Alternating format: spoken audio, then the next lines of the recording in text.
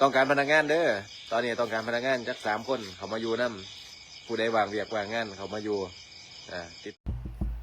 ตุนตายและอาจารย์ติ้งลีออกมาไล่สดประกาศอยากหับเอาคนงานอีก3 คนไทยก็ได้ลาวก็ดีแต่ต้องเคลียร์ตนเองอย่าสู้ให้เป็นอีหยังและอย่าสู้ไปเกี่ยวข้องกับสิ่งบ่ดีก็แล้วกันยินดีต้อนรับใครอยากไปติดต่อไปนำอาจารย์ติ้งลีเลยเด้อสวัสดี FC แฟนครับทุกทานมาพบมาพ่อกันอีกจักคลิปหนึ่งหวนคืนเข้ามาแล้วเกี่ยวข้องกับเรื่องราวข้อมูลข่าวสารฮีโร่ของคนติดถ้ำอยู่ทางเมืองล่องแจ้งแต่ว่าข้อมูลข่าวสารมือนี้บ่แม่นเกี่ยวข้องกับคนติดถ้ำเด้อทุกคนเกี่ยวข้องกับแผนการแผนงานและอาจจะเกี่ยวข้องกับพี่น้องฝั่งลาวฝั่งไทยเส้นเก่าเส้นเคยท่านผู้ชมมื้อวานนี้ตุนตายหาก็สิเดินทางจากภาคใต้ขึ้นมาสู่เขตภาคอีสานฮอดสำเร็จเสร็จสิ้นปกติแล้วมื้อนึงคืนนึงก็น่าจะฮอดแล้วแต่ว่าบังเอิญคุณชายเล่งกับตุนตายเจอศึกนักรถพังกลางทางก็เลยให้เฮ็ดให้ห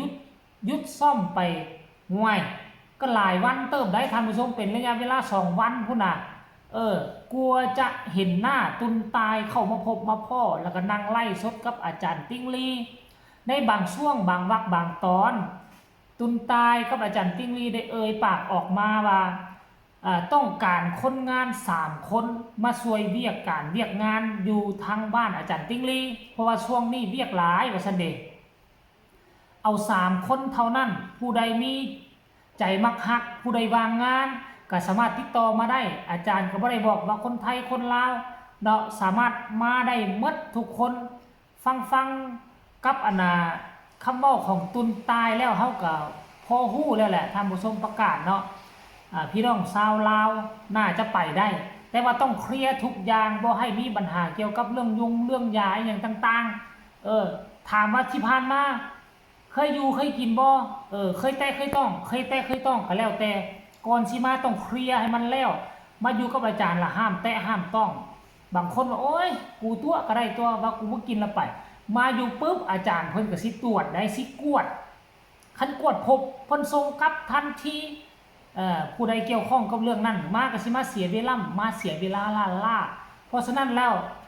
เคลียร์เรื่องนั้นให้มันดีมาแล้วพวกเจ้าจะเจริญไปหน้าเปรียบดังที่ตุนตายที่พวกเจ้าเห็นเป็นแบบอย่างเห็นบ่ล่ะ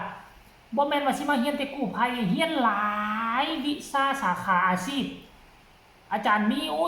108วิชาอาชีพพวกเจ้ามานี่พวกเจ้าได้กำไรแน่นอนบ่มีโรงเรียนม่องใดที่จะสอนพวกเจ้าเฮ็ดเวียกเกี่ยวกับเรื่องนี้ท่านผู้ชมมาอยู่กับอาจารย์ติ้งลีโลดเนาะเราประกาศฮับแบบนี้นี่ได้เงินเดือนพร้อมได้ความรู้ได้เงินเดือนพร้อมท่านผู้ชมเรื่องราวจะเป็นแนวใดให้ไปฟังจากปากอาจารย์ติ้งลีแล้วกับจากปากตุนตายก็แล้วกันท่านผู้ชมว่าเพิ่นประกาศหาคนงานแท้บ่เพิ่นอยากรับเอาแท้บ่เชิญไปชมเลยต้องการพนักงานเด้อตอนนี้ต้องการพนักงานจัก3 คนเขามาอยู่นํผู้ใดวางเวียกวางงานเขามาอยู่ติดต่อมาได้เด้อในแชทต้องการคนมาอยู่งานจิราพรแม่นครับบรรยากาศดีอยู่ครับผมบรรยากาศดีอยู่ปลูกต้นไผ่ขังเงื่อนติดเงื่อนไปเลยเห็นมันเป็นสุ่มเป็นอุโมงค์อยากได้คนมาอยู่น้ำจัก3-4 คนเนาะเพราะว่าตอนนี้ก็ยังเรียกหลายแต่ว่าก็คือว่ามีแต่ว่าเนาะเคลียร์จะคล้องมาให้เรียบร้อยแม่นมงยงเกี่ยวกับยาเสพติดขันมาเรามาตรวจพอแล้วตรงกับเนี่ยมันก็เสียเวลาเดินทางเนาะ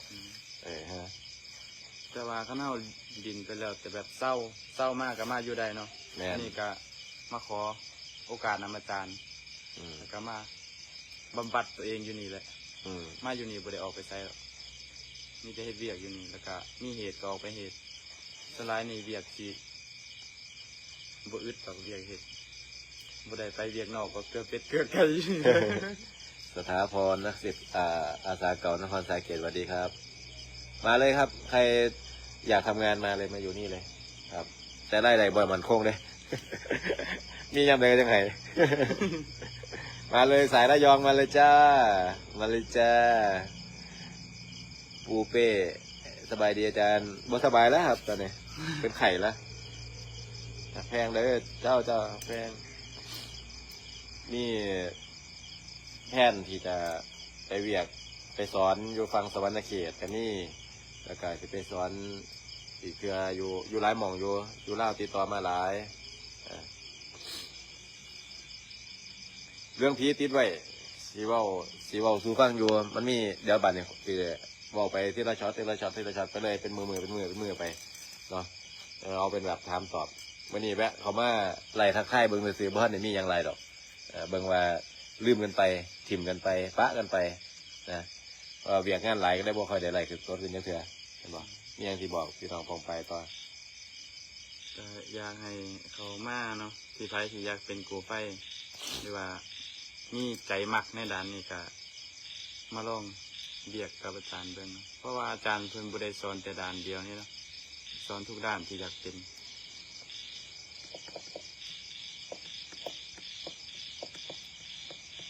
เรียนการเมืองกับอาจารย์ก็ได้ที่ไผอยากมา เอียงก็ เรียนการเมือง เขามาโหลดอาจารย์นี่โอ้สุดยอดแต่ว่าอย่าสโลว์สเลกับอาจารย์ เป็นยังได้สลอดเลย ก็คือให้เกียรติอาจารย์หลายๆฟ้องที่อาจารย์ไปแตะอามแตะเนาะ นี่นะ FC แฟนคลับทุกทานพวกเจ้าได้ฟังแล้วบอนอกจากคนงานที่เราต้องการฮับแล้วพนักงาน3 คนแล้วก็ยังต้องการฮับผู้ที่มีจิตใจใส่ศรัทธาอยากเป็นอาสาสมัครกู้ภัยก็มาได้มาได้เพิ่นพร้อมที่จะบอกจะสอนเพิ่นพร้อมที่จะศึกษาหำเฮียนให้จะถ่ายทอดให้หมดทุกสิ่งทุกอย่างเด้อเพิ่นพร้อมแล้วท่านผู้ชมเพราะฉะนั้นแล้วผู้ใดเนาะมักฮักเรื่องกู้ภัยก็สามารถไปอยู่กับตุนอยู่กับตุนตายได้กับอาจารย์ติ้งลีได้ทุกคนก็เห็นน้องคิวกับทักทายสบายดีมาอยู่คันว่าคิวคันบ่ได้ไปห้ามไปเฮียนแล้วก็สามารถข้ามไปได้ไปอยู่กับตายได้อยู่กับอาจารย์ติ้งลีได้อยู่จัก4-5 เดือนก็ยังดีนะเจ้าสิกลายเป็นอาจารย์อยู่ทั้งกู้ภัยสายผู้เขาควายท่านที่ท่านใดโลดได้ท่านผู้ชมเนาะเอ้าสำหรับคลิปนี้ก็เอามาฝากเอามาต้อนกันซ้ำนี่เป็นเรื่องเล่าดีๆข่าวดีสำหรับพี่น้องชาวลาวของพวกเขาที่จะได้ไปอยู่กับผู้ที่มีความรู้ความสามารถอย่างอาจารย์ติ้งลีและก็ตุนตายที่เป็นฝึกฝนรอหลอมอยู่หั่นก่อนแล้วก็หวังว่าจะมีคนติดต่อประสานงานไปเนาะพี่น้องทั้งชาวลาวของพวกเขาได้โอกาสดีแล้วไปตกอยู่ทางข้าวสารและความรู้ที่บ่จำกัดเพิ่นหามาให้ตลอดความรู้แล้วก็สิได้ค่าจ้างพร้อมเพราะว่าเพิ่นรับคนงานอย่างดีเด้ขอคนละ1 ไลค์1 แชร์เช่นเก่าเช่นเคยที่สำคัญกดติดตามเนาะแล้วก็อย่ากดข้ามโฆษณาผู้ใดมีคำคิดคำเห็นแนวใดส่งข่าวมาได้ทางใต้คอมเมนต์สำหรับคลิปนี้ขอลาทางผู้ชมเป็นเพียงซ้ำนี้ก่อนสบายดี